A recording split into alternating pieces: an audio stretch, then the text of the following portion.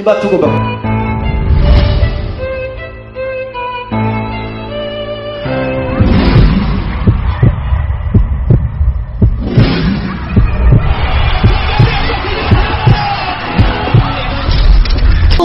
umuyaya wayakaze ibitungu ivyo by'ibitungu bivugiye muri saro mugeze mu gitanda vuga ivyubaka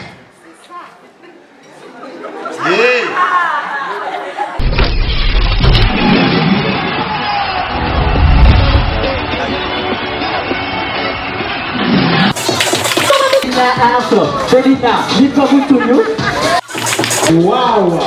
Quel...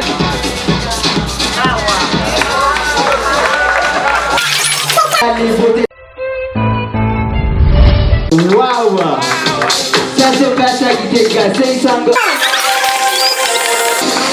Le saviez-vous quand même que c'était sur Gitega?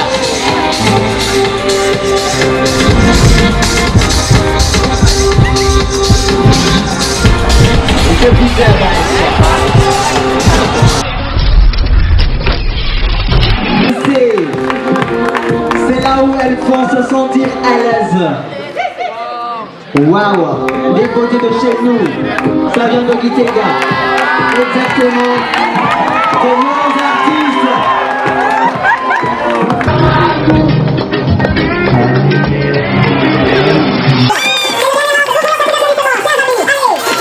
Aussi, dans notre chère capitale politique.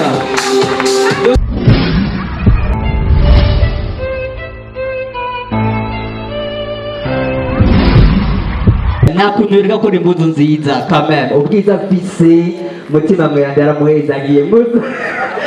C'est bien alors